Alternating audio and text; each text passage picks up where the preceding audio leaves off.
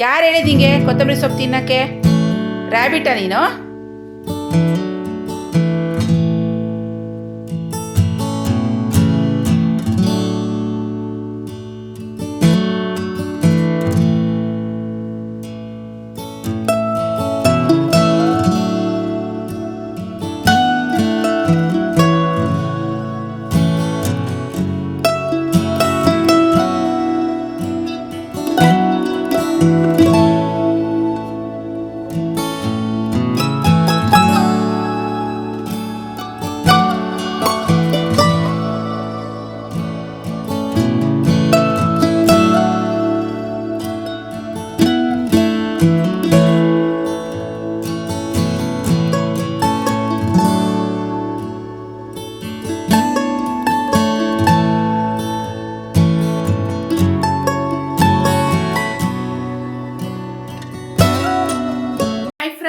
Welcome to Nagaveni Achar's kitchen. ಎಲ್ಲ ಹೇಗಿದ್ದೀರಾ? ಚೆನ್ನಾಗಿದ್ದೀರಾ? ಸೊ ನಾನು ಇಲ್ಲಿ ಚೆನ್ನಾಗಿದ್ದೀನಿ. ಇವತ್ತಿನ ವ್ಲಾಗನ್ನು ಸ್ಟಾರ್ಟ್ ಮಾಡ್ತಾ ಇದ್ದೀನಿ. ಇವತ್ತು ಲಂಚ್ ಪ್ರಿಪೇರ್ ಮಾಡಬೇಕು. ಮಧ್ಯಾಹ್ನ ಆಗಲೇ 2 ಗಂಟೆ ಆಗಿದೆ. ಫ್ರಿಜ್ಜಲ್ಲಿ ತರಕಾರಿಗಳೆಲ್ಲ ಖಾಲಿಯಾಗಿದೆ, ನೋಡಿಕೊಂಡೇ ಇಲ್ಲ, ತರಬೇಕು. ತರಕಾರಿ ಇಲ್ಲದೇ ಹೇಗೆ ನಾವು ಲಂಚನ್ನು ಪ್ರಿಪೇರ್ ಮಾಡ್ಬೋದು ಥಾಲಿ ಅಂತ ನಿಮಗೆ ಈ ವಿಡಿಯೋದಲ್ಲಿ ತೋರಿಸ್ತೀನಿ. ಇದೊಂದು ಜಸ್ಟ್ ಐಡಿಯಾಗಷ್ಟೇ. ಪ್ರತಿದಿನ ಎಲ್ಲರ ಮನೆಯಲ್ಲೂ ತರಕಾರಿಗಳು ಇದ್ದೇ ಇರುತ್ತೆ ಅಂತ ಹೇಳೋಕ್ಕಾಗಲ್ಲ. ಕೆಲವ್ರ ಮನೆಯಲ್ಲಿ ವೀಕ್ಲಿ ಒನ್ಸ್ ತರ್ತಾರೆ, ಕೆಲವ್ರ ಮನೆಯಲ್ಲಿ 2 ಡೇಸ್ಗೆ ಒಂದ್ಸತಿ ತರ್ತಾರೆ, ಕೆಲವೊಂದು ಸರಿ ಒಮ್ಮೊಮ್ಮೆ ಖಾಲಿಯಾಗಿಬಿಟ್ಟಿರುತ್ತೆ.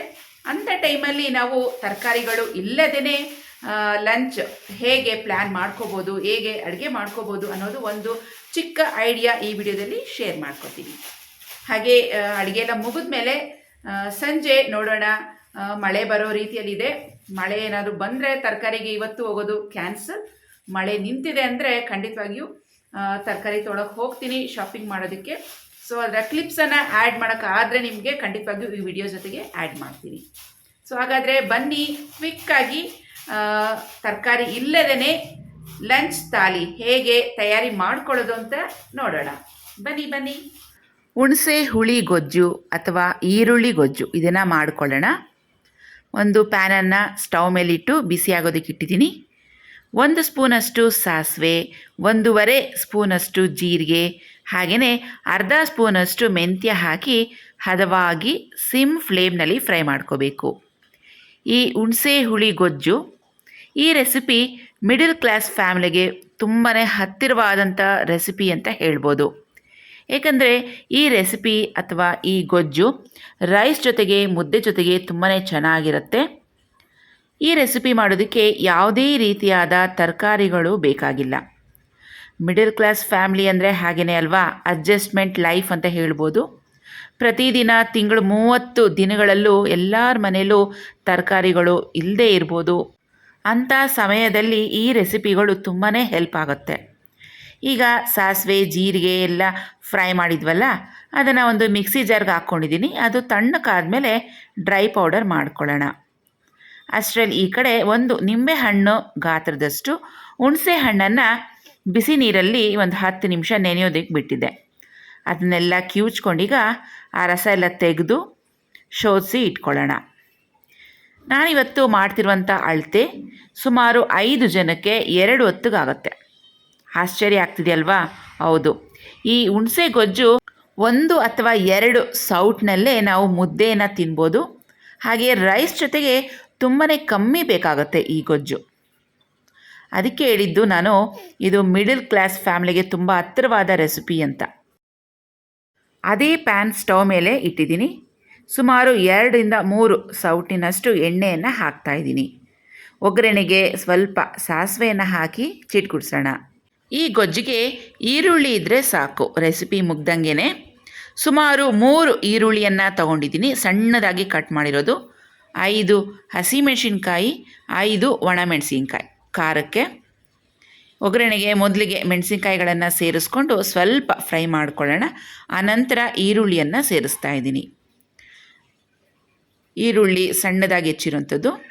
ಇದನ್ನು ಸಿಮ್ ಫ್ಲೇಮ್ ಇಟ್ಕೊಂಡು ಸ್ವಲ್ಪ ಕಲರ್ ಚೇಂಜ್ ಆಗಬೇಕು, ಅಲ್ಲಿವರೆಗೂ ಫ್ರೈ ಮಾಡ್ಕೊಳ್ಳೋಣ. ಈರುಳ್ಳಿ ಪೂರ್ತಿಯಾಗಿ ಫ್ರೈ ಮಾಡಬೇಕು ಅಂತೇನಿಲ್ಲ, ಸ್ವಲ್ಪ 80% ಫ್ರೈ ಆದರೆ ಸಾಕು. ಇದಕ್ಕೆ ಒಂದು ಅರ್ಧ ಸ್ಪೂನಷ್ಟು ಉಪ್ಪನ್ನು ಹಾಕಿ ಫ್ರೈ ಮಾಡ್ತಾಯಿದ್ದೀನಿ. ಈರುಳ್ಳಿ ಬೇಗನೆ ಫ್ರೈ ಆಗುತ್ತೆ. ಸ್ವಲ್ಪ ಕರಿಬೇವು ಕೂಡ ಹಾಕ್ತಾಯಿದ್ದೀನಿ. ಕರಿಬೇವು ಸ್ವಲ್ಪ ಒಣಗ್ದಂಗೆ ಆಗಿದೆ. ಸೊ ಇವಾಗ ಕರಿಬೇವೆಲ್ಲ ಚೆನ್ನಾಗಿ ಒಣಗಿಸಿ ಇಡ್ತಾಯಿದ್ದೀನಿ ನೋಡಿ. ಯಾಕಂದರೆ ನಿಮಗೆ ಗೊತ್ತಲ್ವಾ, ಮಸಾಲೆ ಧನಿಯಾ ಪುಡಿಗೆ ನಾನು ಕರಿಬೇವು ಹೆಚ್ಚಾಗಿ ಹಾಕ್ತೀನಿ.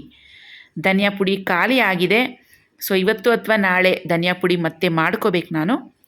ನೋಡಿ, ನೆರಳಲ್ಲೇ ಒಣಗಿಸ್ತಾ ಇದ್ದೀನಿ. ಎಷ್ಟು ಕ್ರಿಸ್ಪಿಯಾಗಿ ಆಗಿದೆ. ಇನ್ನೊಂದು 2 ದಿನದಲ್ಲಿ ತಯಾರಿ ಆಗುತ್ತೆ ನಮ್ಮ ಮಸಾಲೆ ಧನಿಯಾ ಪುಡಿ. ನೋಡಿ, ಈರುಳ್ಳಿ ಪಿಂಕ್ ಕಲರ್ ಆಗಿ ಕಲರ್ ಚೇಂಜ್ ಆಗಿದೆ, ನೀವು ನೋಡ್ತಾ ಇದ್ದೀರಲ್ವಾ. ಇದರಲ್ಲಿ ಇವಾಗ ಹುಣಸೆ ಹಣ್ಣಿನ ರಸ ಕಿವುಚಿಟ್ಕೊಂಡಿದ್ವಲ್ಲ ಅದನ್ನು ಸೇರಿಸ್ಕೊತೀನಿ. ಸ್ವಲ್ಪ ಉಳಿಸ್ಕೊತಾ ಇದ್ದೀನಿ, ಯಾಕಂದರೆ ನನಗಿದು ಜಾಸ್ತಿ ಆಯಿತು ಅನ್ನಿಸ್ತಾ ಇದೆ. ಹುಣಸೆ ಹಣ್ಣಿನ ರಸ ಎಲ್ಲ ಸೇರಿಸಿದ್ಮೇಲೆ ಇದಕ್ಕೆ ಒಂದು ಅರ್ಧ ಟೀ ಸ್ಪೂನಷ್ಟು ಅರಿಶಿನ ಹಾಕ್ಕೊಳ್ಳೋಣ. ಹಾಗೆಯೇ ಸಾಸಿವೆ, ಜೀರಿಗೆ, ಮೆಂತ್ಯ ಇವೆಲ್ಲ ಹದವಾಗಿ ಫ್ರೈ ಮಾಡಿಕೊಂಡು ಮಿಕ್ಸಿಗೆ ಹಾಕಿ ಪುಡಿ ಮಾಡ್ಕೊಂಡಿದ್ವಲ್ಲ ಇದನ್ನು ಕೂಡ ಹಾಕ್ತಾಯಿದ್ದೀನಿ. ಇಷ್ಟು ಪುಡಿ ಪೂರ್ತಿಯಾಗಿ ಹಾಕ್ಕೋತೀನಿ. ಈ ಪುಡಿ ಹಾಕೋದ್ರಿಂದ ಗೊಜ್ಜಿನ ಪರಿಮಳ ತುಂಬಾ ಚೆನ್ನಾಗಿರುತ್ತೆ. ಹಾಗೆ ಟೇಸ್ಟ್ ಅಂತೂ ಎಕ್ಸಲೆಂಟ್ ಆಗಿರುತ್ತೆ. ಯಾರಾದರೂ ಬಸ್ರಿಯರು ಪ್ರೆಗ್ನೆಂಟ್ಸ್ ಇದ್ದರೆ ಈ ರೆಸಿಪಿಯನ್ನು ಟ್ರೈ ಮಾಡಿ, ಖಂಡಿತವಾಗಿಯೂ ಇಷ್ಟ ಆಗುತ್ತೆ. ಇಲ್ಲ ಯಾವತ್ತಾರು ಜ್ವರ ಬಂದಿರುತ್ತೆ, ನಾಲಿಗೆ ಎಲ್ಲ ಕೆಟ್ಟಂಗೆ ಆಗಿರುತ್ತೆ ಅಂಥ ಟೈಮ್ಗೆ ಊಟ ಸೇರ್ತಿರಲ್ಲ, ಈ ರೆಸಿಪಿಗಳು ತುಂಬಾ ಸೂಟ್ ಆಗುತ್ತೆ. 1-2 ಸ್ಪೂನಷ್ಟು ಬೆಲ್ಲದ ಪುಡಿಯನ್ನು ಸೇರಿಸ್ತಾ ಇದ್ದೀನಿ. ಬೆಲ್ಲದ ಪುಡಿ ಹಾಕಲೇಬೇಕು, ಟೇಸ್ಟ್ ಚೆನ್ನಾಗಿ ಬರುತ್ತೆ. ಹಾಗೆಯೇ ಕಲರ್ಗೋಸ್ಕರ ರೆಡ್ ಚಿಲ್ಲಿ ಪೌಡರ್ 1-1.5 ಸ್ಪೂನಷ್ಟು ಹಾಕ್ತಾಯಿದ್ದೀನಿ. ಇದು ಖಾರ ಕೂಡ ಹೆಚ್ಚಾಗಿ ಬರುತ್ತೆ. ಇವಾಗ ಇದನ್ನೆಲ್ಲ ಒಂದ್ಸತಿ ಚೆನ್ನಾಗಿ ಮಿಕ್ಸ್ ಮಾಡ್ಕೊಳ್ಳೋಣ. ಈಗ ಮತ್ತೊಮ್ಮೆ ಉಪ್ಪನ್ನು ಹಾಕ್ತಾಯಿದ್ದೀನಿ. ಈರುಳ್ಳಿ ಫ್ರೈ ಮಾಡುವಾಗ ಉಪ್ಪು ಸೇರಿಸಿದ್ದೀನಿ. ಈ ಗೊಜ್ಜಿಗೆ ಮತ್ತಷ್ಟು ಬೇಕಾಗುತ್ತೆ. ಟೇಸ್ಟ್ ಮಾಡಿಬಿಟ್ಟು ನೀವು ಮತ್ತೆ ಉಪ್ಪನ್ನು ಹೆಚ್ಚು ಅಥವಾ ಕಮ್ಮಿ ಮಾಡಿಕೊಂಡು ನೀವು ಆ್ಯಡ್ ಮಾಡ್ಕೊಳ್ಳಿ. ಇದೊಂದು ಸರಿಯಾಗಿ ಒಂದು 8-10 ನಿಮಿಷ ಚೆನ್ನಾಗಿ ಕುದಿಯೋದಕ್ಕೆ ಬಿಡಬೇಕು. ಕುದೀತಾ ಈ ಗೊಜ್ಜು ಗಟ್ಟಿಯಾಗಿ ಬರುತ್ತೆ. ಆಗ ಸ್ಟವನ್ನು ಆಫ್ ಮಾಡಿಕೊಂಡ್ರೆ ನಮ್ಮ ಹುಣಸೆ ಹುಳಿ ಅಥವಾ ಈರುಳ್ಳಿ ಗೊಜ್ಜು ರೆಡಿ ಆಗುತ್ತೆ. ಹಾಗೆ ಇದ್ರ ಜೊತೆಗೆ ನಾನು ಮೊಸರು ಸಾರು ಅಥವಾ ಮಜ್ಜಿಗೆ ಸಾರು ಅಂತ ಹೇಳ್ತೀವಿ, ಇದನ್ನು ಮಾಡ್ತಾಯಿದ್ದೀನಿ. ಈ ಮಜ್ಜಿಗೆ ಸಾರು ನಮ್ಮ ಮನೇಲಿ ತುಂಬಾ ಇಷ್ಟ ಎಲ್ಲರಿಗೂ. ಸೊ 2 ದಿನಕ್ಕೆ ಒಂದು ಸತಿ ನಾನು ಈ ಥರ ಮಾಡ್ತಾಯಿರ್ತೀನಿ. ಇವತ್ತು ಈ ಹುಣಸೆ ಗೊಜ್ಜಿನ ಜೊತೆಗೆ ಮಜ್ಜಿಗೆ ಸಾರು ಕೂಡ ಮಾಡ್ತಾಯಿದ್ದೀನಿ. ನಮ್ಮ ಮಕ್ಕಳಿಗೆ ಫೇವ್ರೆಟ್. ಮನೇಲೆ ಎಪ್ಪಾಕಿರುವಂಥ ಮೊಸರು ಮಿಕ್ಸಿ ಜಾರ್ಗೆ ಹಾಕ್ಕೊಂಡು ಸ್ವಲ್ಪ ನೀರನ್ನು ಹಾಕ್ಕೊಂಡು ಬ್ಲೆಂಡ್ ಮಾಡ್ಕೊಳ್ಳೋಣ. ಒಗ್ಗರಣೆಗೆ ಒಂದು ಪಾತ್ರೆ ಬಿಸಿಯಾಗೋದಕ್ಕೆ ಇಟ್ಟಿದ್ದೀನಿ. ಸ್ವಲ್ಪ ಎಣ್ಣೆ, ಸ್ವಲ್ಪ ಸಾಸಿವೆ, ಹಾಗೆಯೇ ಕಡಲೆಬೇಳೆ, ಉದ್ದಿನಬೇಳೆ 1 ಸ್ಪೂನಷ್ಟು ಹಾಕ್ತಾಯಿದ್ದೀನಿ. ಈ ಮಜ್ಜಿಗೆ ಸಾರಲ್ಲಿ ಕಡಲೆಬೇಳೆ, ಉದ್ದಿನಬೇಳೆ ಸಿಕ್ಕಿದ್ರೆ ಕ್ರಂಚಿಯಾಗಿ ಚೆನ್ನಾಗಿರುತ್ತೆ. ಬೇಳೆಗಳೆಲ್ಲ ಸ್ವಲ್ಪ ಕಂದು ಬಣ್ಣ ಬರಬೇಕು, ಅಲ್ಲಿವರೆಗೂ ಇದನ್ನು ಚೆನ್ನಾಗಿ ಫ್ರೈ ಮಾಡ್ಕೊಳ್ಳೋಣ. ನೋಡಿ, ಇಷ್ಟು ತುಂಬಾ ಸೇದಿಸಬಾರ್ದು. ಗೋಲ್ಡನ್ ಬ್ರೌನ್ ಕಲರ್ ಬಂದಿದ ತಕ್ಷಣವೇ ನಾವು ಇದಕ್ಕೆ ಈರುಳ್ಳಿ 1 ಸಣ್ಣದಾಗಿ ಕಟ್ ಮಾಡಿರೋದು, ಹಾಗೆ 2 ಒಣಮೆಣಸಿನ್ಕಾಯಿ, ಸ್ವಲ್ಪ ಕರಿಬೇವನ್ನು ಹಾಕ್ತಾಯಿದ್ದೀನಿ. ನೋಡಿ, ಈಗ ತರಕಾರಿಗಳ ಬೆಲೆ ಗಗನಕ್ಕೇರಿದೆ. ಈರುಳ್ಳಿ ಬೆಲೆ 20 ರೂಪಾಯಿ ಆದರೆ ಟೊಮೆಟೊ 60 ರೂಪಾಯಿ ಆಗೋಗಿದೆ. ಟೊಮೆಟೊ ಕಮ್ಮಿ ಆದರೆ ಈರುಳ್ಳಿ ಬೆಲೆ ಜಾಸ್ತಿ ಆಗಿಬಿಡುತ್ತೆ. ಸೊ ನಾನು ಗಮನಿಸಿದ ಪ್ರಕಾರ ಈರುಳ್ಳಿ ಟೊಮೆಟೊ ಯಾವಾಗಲೂ ಒಂದೇ ರೇಟ್ನಲ್ಲಿ ಯಾವಾಗಲೂ ಇರೋದಿಲ್ಲ. ಈರುಳ್ಳಿ ಜಾಸ್ತಿ ಬೆಲೆ ಇದ್ದರೆ ಟೊಮೆಟೊ ಕಮ್ಮಿ ಆಗಿರುತ್ತೆ. ಈಗ ನೆಕ್ಸ್ಟ್ ಟೊಮೆಟೊ ಏನಾದರೂ ಬೆಲೆ ಕಮ್ಮಿ ಆಯ್ತಂದರೆ ಈರುಳ್ಳಿ ಬೆಲೆ ಜಾಸ್ತಿ ಆಗಿಬಿಡುತ್ತೆ. ಸೊ 2ರಲ್ಲಿ ಯಾವ್ದು ಕಮ್ಮಿ ಇರುತ್ತೋ ಅದನ್ನು ಹೆಚ್ಚಾಗಿ ನಾವು ಬಳಸ್ಕೊಂಡು ಅಡುಗೆಗಳನ್ನು ಮಾಡ್ಕೋಬೇಕು. ನೋಡಿ, ಒಗ್ಗರಣೆ ಎಲ್ಲ ಚೆನ್ನಾಗಿ ಫ್ರೈ ಆಗಿದೆ. ಸ್ವಲ್ಪ ಚಿಟಿಕೆಯಷ್ಟು ಅರಿಶಿನ, ಉಪ್ಪು ಕೂಡ ಸೇರಿಸಿದ್ದೀನಿ. ಒಗ್ಗರಣೆ ಪೂರ್ತಿಯಾಗಿ ತಣ್ಣಕ್ಕೆ ಆದಮೇಲೆ ನಾವು ಈ ಕಡ್ದಿಟ್ಟಿರುವಂಥ ಮಜ್ಜಿಗೆಯನ್ನು ಹಾಕಬೇಕು. ಒಗ್ಗರಣೆ ಸ್ವಲ್ಪ ಬಿಸಿ ಇದ್ರೂ ನಾವು ಮಜ್ಜಿಗೆ ಹಾಕಿದ್ರೆ ಮಜ್ಜಿಗೆ ಒಡ್ಕಲ್ ಥರ ಆಗಿಬಿಡುತ್ತೆ. ಸೊ ಈ ಟಿಪ್ಪನ್ನು ನಾವು ಮರಿಬಾರ್ದು. ನಂಚ್ಕೊಳ್ಳೋಕ್ಕೆ ಸ್ವಲ್ಪ ಹಪ್ಪಳ ಸಂಡಿಗೆ ಮಾಡ್ತಾಯಿದ್ದೀನಿ. ಇವತ್ತಿನ ರೆಸಿಪಿ ಯಾವುದೇ ತರಕಾರಿಗಳನ್ನು ಬಳಸದೆ ಒಂದು ಸಿಂಪಲಾದ ಲಂಚ್ ಥಾಲಿ ಹೇಗೆ ಮಾಡ್ಕೊಳ್ಳೋದು ಅಂತ ನಿಮಗೆ ಐಡಿಯಾ ತೋರಿಸ್ತಾ ಇದ್ದೀನಲ್ವಾ. ಆದ್ದರಿಂದ ಯಾವುದೇ ರೀತಿಯಾದ ತರಕಾರಿಗಳಿಂದ ಇವತ್ತು ಅಡುಗೆ ಮಾಡ್ತಾಯಿಲ್ಲ. ನಂಚ್ಕೊಳ್ಳೋಕ್ಕೆ ಹಪ್ಪಳ ಸಂಡಿಗೆ ಮಾಡ್ತಾಯಿದ್ದೀನಿ. ನೋಡಿ, ಹಪ್ಪಳಗಳು ಎಣ್ಣೆಯಲ್ಲಿ ಹಾಕಿ ಫ್ರೈ ಮಾಡಿಕೊಂಡ್ರೆ ಇವತ್ತಿನ ಲಂಚ್ ಥಾಲಿ ರೆಡಿ ಆಗುತ್ತೆ. ಇನ್ನೊಂದು ಕಡೆ ಅನ್ನಕ್ಕೆ ಇಟ್ಟಿದ್ದೀನಿ, ಇನ್ನೊಂದು ಕಡೆ ಮುದ್ದೆ ಮಾಡ್ತಾಯಿದ್ದೀನಿ. ಸೊ 20 ನಿಮಿಷಗಳಲ್ಲಿ ನಮ್ಮ ಲಂಚ್ ಥಾಲಿ ತಯಾರಿ ಆಗುತ್ತೆ, ಅದರಲ್ಲೂ ಯಾವುದೇ ರೀತಿಯಾದ ತರಕಾರಿಗಳನ್ನು ಬಳಸದೆ. ಈ ರೀತಿ ನಾವು ಗೃಹಿಣಿಯರು ಪ್ಲ್ಯಾನ್ ಮಾಡ್ಕೋಬೇಕು. ಯಾವ ತರಕಾರಿಗಳು ಹೆಚ್ಚಾಗಿ ಸಿಗ್ತಿದೆಯೋ ಅಂಥ ತರಕಾರಿಗಳನ್ನು ಬಳಸ್ಕೊಂಡು ನಾವು ಅಡುಗೆ ಮಾಡಬೇಕು. ಯಾವ ತರಕಾರಿಗಳ ಬೆಲೆ ಜಾಸ್ತಿ ಆಗಿದೆಯೋ ಅಂಥದನ್ನ ಕಮ್ಮಿ ಉಪಯೋಗ ಮಾಡಿಕೊಂಡು ನಾವು ಅಡುಗೆಗಳನ್ನು ಮಾಡಿಕೊಂಡು ಬ್ಯಾಲೆನ್ಸ್ ಮಾಡಬೇಕು ಒಂದು ಫ್ಯಾಮಿಲೀಲಿ ಅಡುಗೆ ಮಾಡುವಾಗ. ಸೊ ಈ ಟಿಪ್ಪನ್ನು ನಾನು ತುಂಬ ವರ್ಷಗಳಿಂದ ಫಾಲೋ ಮಾಡ್ತಾ ಇದ್ದೀನಿ. ಈ ಟಿಪ್ ನಿಮಗೂ ಅನ್ವಯಿಸುತ್ತೆ, ನಿಮಗೂ ಯೂಸ್ಫುಲ್ ಆಗುತ್ತೆ ಅಂತ ನನ್ನ ಒಂದು ಭಾವನೆ. ನೋಡಿ, ನಮ್ಮ ಸಿಂಪಲ್ ಲಂಚ್ ಥಾಲಿಲಿ ಮಜ್ಜಿಗೆ ಸಾರು ರೆಡಿ ಆಯಿತು, ಹುಣಸೆ ಹುಳಿ ಗೊಜ್ಜು ಅಥವಾ ಈರುಳ್ಳಿ ಗೊಜ್ಜು ರೆಡಿಯಾಗಿದೆ, ರಾಗಿ ಮುದ್ದೆ, ವೈಟ್ ರೈಸ್, ನಂಚ್ಕೊಳ್ಳೋಕ್ಕೆ ಹಪ್ಪಳ ಸಂಡಿಗೆ. ಈ ಕಡೆ ಇರೋದು ಆಲೂಗಡ್ಡೆ ಬಜ್ಜಿ. ಅದು ನಾನು ಯಾವಾಗ ಮಾಡಿದೆ ಅಂತ ನೀವು ಕೇಳ್ಬೋದಲ್ವಾ? ಹೌದ್ರಿ, ನಾನು ಖಂಡಿತ ಅದು ಮಾಡಿಲ್ಲ. ನಮ್ಮ ಹಸ್ಬೆಂಡು ಮಳೆ ಬರ್ತಿದೆ, ಬಿಸಿ ಬಿಸಿ ಏನೋ ತಿನ್ನಬೇಕು ಅಂತೇಳಿ ತಂದಿದ್ದಾರೆ. ಸೊ ಅವ್ರು ಬಜ್ಜಿ ತರ್ತಾರೆ ಅಂತ ನನಗೆ ಗೊತ್ತಿಲ್ಲದೆ ನಾನು ಹಪ್ಪಳ ಸಂಡಿಗೆ ಮಾಡಿಬಿಟ್ಟಿದ್ದೀನಿ. ಇಲ್ಲ, ನಾನು ಹಪ್ಪಳ ಸಂಡಿಗೆ ಮಾಡ್ತಿದ್ದೀನಿ ಅಂತ ಅವ್ರಿಗೆ ಗೊತ್ತಿಲ್ಲ. ಸೊ ಇನ್ಸಿಡೆನ್ಸ್ ಆಗಿ ಇದು ತಂದಿರೋಂಥದ್ದು. ಸೊ ಬಜ್ಜಿ ಜೊತೆಗೆ ಇವತ್ತಿನ ಲಂಚ್ ತುಂಬಾ ಎಂಜಾಯ್ ಮಾಡಿದ್ವಿ ನಾವು. ಸಂಜೆ ತರಕಾರಿ ತರೋಣ ಅಂತ ಹೊರಟಿದ್ದೀನಿ. ಆಗ್ತಾನೆ ಮಳೆ ಬಂದು ನಿಂತಿತ್ತು. ಬೆಂಗಳೂರಲ್ಲಿ ಶುಕ್ರವಾರ ಕೆಲವು ಕಡೆ ಮಳೆ ಆಯಿತು, ಕೆಲವು ಕಡೆ ಜೋರಾಗಿ ಬಂತು, ಕೆಲವು ಕಡೆ ಕಮ್ಮಿ ಬಂತು. ನಮ್ಮ ಏರಿಯಾದಲ್ಲಿ ಅವತ್ತಿನ ದಿನ ಸ್ವಲ್ಪ ಲೈಟಾಗೆ ಸುಮಾರಾಗಿ ಬಂತು, ಒಂದು 10 ನಿಮಿಷ ಅಷ್ಟೇ. ಆಗ್ತಾನೆ ಮಳೆ ಬಂದು ನಿಂತಿತ್ತು, ರೋಡೆಲ್ಲ ತೇವ ಆಗಿದೆ.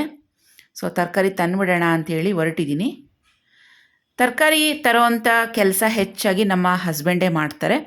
ಯಾಕಂದರೆ ನಮ್ಮ ಶಾಪ್ ಇರೋದು ಅವೆನ್ಯೂ ರೋಡಲ್ಲಿ, ನಿಮ್ಮೆಲ್ಲರಿಗೂ ಗೊತ್ತು. ಅವೆನ್ಯೂ ರೋಡಲ್ಲಿ ತರಕಾರಿಗಳು ತುಂಬ ಫ್ರೆಶ್ ಆಗಿ ಚೆನ್ನಾಗಿರುತ್ತೆ, ಅಲ್ಲಿ ಮಾರ್ತಾ ಇರ್ತಾರೆ. ಹಸ್ಬೆಂಡ್ ಅಂಗಡಿಯಿಂದ ಬರೋವಾಗ ತರಕಾರಿಗಳನ್ನು ತಂದುಬಿಡ್ತಾರೆ. 2 ದಿನಕ್ಕೆ 3 ದಿನಕ್ಕೆ ಆಗೋವಷ್ಟು ಫ್ರೆಶ್ ಆಗಿ ತಂದುಬಿಡ್ತಾರೆ. ನಮ್ಮ ಮನೇಲಿ ಹೆಚ್ಚಾಗಿ ನಾವು ತರಕಾರಿಗಳನ್ನು ಒಂದೊಂದು ವಾರಕ್ಕೆ 10 ದಿನಕ್ಕೆಲ್ಲ ತಂದು ಸ್ಟೋರ್ ಮಾಡ್ಕೊಳ್ಳೋಂಥ ಅಭ್ಯಾಸ ಇಲ್ಲ. ಯಾಕೆ ಆ ಥರ ಮಾಡಬೇಕು? ಫ್ರೆಶ್ ಆಗಿ ತರಕಾರಿಗಳು ಸಿಗ್ತಾ ಇದೆ ಅಂದಮೇಲೆ 2 ದಿನಕ್ಕೆ ಒಂದ್ಸತಿ ತೊಗೊಳ್ಳಿ, ಇಲ್ಲ ದಿನಕ್ಕೆ ಒಂದ್ಸತಿ ತೊಗೊಳ್ಳಿ. ಪ್ರತಿದಿನ ಫ್ರೆಶ್ ಆಗಿ ಯಾವ್ಯಾವ ತರಕಾರಿಗಳು ಬರುತ್ತೋ ಆ ತರಕಾರಿಗಳನ್ನು ತೊಗೊಬೋದು ಅಲ್ವಾ? ನಾವು ಹೆಚ್ಚಾಗಿ ತರಕಾರಿಗಳು ತಂದು ಫ್ರಿಜ್ನಲ್ಲಿಟ್ಟು, ಕೆಲವು ಸರಿ ನಾವು ಯಾವ್ಯಾವ ತರಕಾರಿ ಇದೆ ಅಂತ ಫ್ರಿಜ್ನಲ್ಲಿ ಚೆಕ್ ಮಾಡೇ ಇರಲ್ಲ, ಅದು ಹಾಗೆಯೇ ಫ್ರಿಜ್ನಲ್ಲಿ ಇಟ್ಟು ಕೊಳ್ತೋಗಿರುತ್ತೆ. ಸೊ ಎಷ್ಟು ಬೇಕೋ 2 ದಿನಕ್ಕೆ 3 ದಿನಕ್ಕೆ ಅಷ್ಟು ಮಾತ್ರ ನಾವು ತರಕಾರಿಗಳನ್ನು ತರ್ತೀವಿ. ಈಗ ಬೆಂಗಳೂರಲ್ಲಿ ಸುಮಾರು 15 ದಿನಗಳಿಂದ ಹೆಚ್ಚಾಗಿ ಮಳೆ ಬರ್ತಾ ಇದೆ ಸಂಜೆ ಆದರೆ. ಹಾಗಾಗಿ ತರಕಾರಿಗಳು ಮಾರೋ ಅಂಥವ್ರು ಬೇಗ ಬೇಗ ಮಾರಿಕೊಂಡು ಸಂಜೆ ಆದರೆ ಗಾಡಿಗಳನ್ನು ಎತ್ಬಿಡ್ತಾರೆ. ನಮ್ಮ ಹಸ್ಬೆಂಡ್ ಮನೆಗೆ ಬರೋ ಟೈಮ್ಗೆ ತರಕಾರಿ ಗಾಡಿಗಳು ಇರೋಲ್ಲ, ಯಾಕಂದರೆ ಒಂದೇ ಸಮ ಕಂಟಿನ್ಯೂಸ್ ಆಗಿ ಮಳೆ ಬರ್ತಾನೇ ಇದೆ ಸುಮಾರು 1 ವಾರ 10 ದಿವಸದಿಂದ. ಹಾಗಾಗಿ ನಾನು ಅವರು ಯಾವಾಗ ತರಕಾರಿಗಳನ್ನು ತರೋದಿಲ್ವೋ ಅಂಥ ಟೈಮ್ಗೆ ನಾನು ಇಲ್ಲೇ ಮನೆ ಹತ್ರನೇ ರಿಲಯನ್ಸ್ ಫ್ರೆಶ್ ಅಂತ ಇದೆ, ಇಲ್ಲೇ ತೊಗೊಂಡ್ಬಿಡ್ತೀನಿ. ಆದರೆ ಈ ರಿಲಯನ್ಸ್ ಫ್ರೆಶಲ್ಲಿ ತರಕಾರಿಗಳು ಏನು ಸಿಗುತ್ತೆ, ಇದರ ಬೆಲೆಗಿಂತ ಇನ್ನೂ ಕಮ್ಮಿಯಾಗಿ ನಮಗೆ ಅವೆನ್ಯೂ ರೋಡಲ್ಲಿ ಇನ್ನೂ ಫ್ರೆಶ್ ಆಗಿಯೇ ಸಿಗುತ್ತೆ, ಚೆನ್ನಾಗಿರೋದೇ ಸಿಗುತ್ತೆ. ಆದರೂ ವಿಧಿ ಇಲ್ಲ ಅಲ್ವಾ? ಕೆಲವೊಮ್ಮೆ ಈ ಥರ ನಾನು ಬರ್ತೀನಿ. ಯಾವಾಗಲೂ ನಾನು ಈ ಥರ ರಿಲಯನ್ಸ್ ಫ್ರೆಶ್ಗೆ ಬಂದು ತರಕಾರಿಗಳನ್ನು ತೊಗೊಳ್ಳೋದಿಲ್ಲ. ನೋಡಿ, ಇವತ್ತಿನ ಬೆಲೆ, ತರಕಾರಿ ಬೆಲೆ ಯಾವ್ದ್ಯಾವ್ದು ಎಷ್ಟಿದೆ ಅಂತ ನೋಡೋಣ. ಎಲೆಕೋಸು 16 ರೂಪಾಯಿ ಇದೆ ಒಂದಕ್ಕೆ, ಟೊಮೆಟೊ 41 ರೂಪಾಯಿ ಇದೆ, ಕ್ಯಾಪ್ಸಿಕಮ್ ಅಂತೂ ಕೇಳಲೇಬೇಡಿ, ಕಾಣಿಸ್ತಾ ಇದೆಯಲ್ವಾ, 77 ರೂಪಾಯಿ ಆಗಿದೆ ಕೆಜಿಗೆ.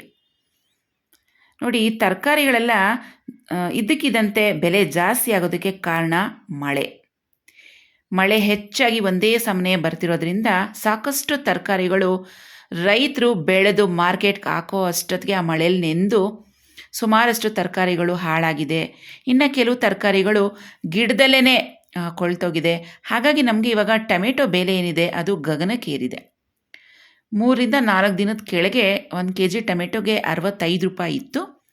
ಇವತ್ತು ಶುಕ್ರವಾರ 29 ಏಪ್ರಿಲ್ 2022 ಅಂತ ಹೇಳ್ತೀನಿ, 41 ರೂಪಾಯಿಗೆ ಬಂದಿದೆ. ಸೊ ಇದಕ್ಕೆ ಹೆಚ್ಚಾಗಿ ಮಳೆ ಕಾರಣ ಅಂತ ಹೇಳ್ಬೋದು, ಟ್ರಾನ್ಸ್ಪೋರ್ಟೇಷನ್ ಕಾರಣ ಆಗುತ್ತೆ. ಮಳೆ ಇದ್ದ ಕಾರಣ ಟ್ರಾನ್ಸ್ಪೋರ್ಟೇಷನ್ ಕೂಡ ಹೆಚ್ಚು ಇರೋದಿಲ್ಲ, ಕಮ್ಮಿ ಇರುತ್ತೆ. ಹೀಗೆ ಹಲವಾರು ಕಾರಣಗಳಿಂದ ನಮಗೆ ತರಕಾರಿಗಳು ಇವತ್ತು ಗಗನಕ್ಕೇರಿದೆ.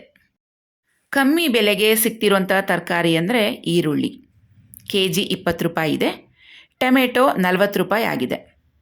ಸೊ ನಿಮ್ಮ ಏರಿಯಾಗಳಲ್ಲಿ ನೀವು ಯಾವ್ಯಾವ ಊರಲ್ಲಿದ್ದೀರೋ ನಿಮ್ಮ ಮನೆ ಹತ್ರ ಸಿಗ್ತಿರುವಂಥ ಟೊಮೆಟೊ ಕೆ ಜಿಗೆ ಎಷ್ಟು ಬೆಲೆ ಅಂತ ನೀವು ಕಮೆಂಟ್ ಬಾಕ್ಸ್ನಲ್ಲಿ ತಿಳಿಸಿ ಹೇಳ್ಬೋದು.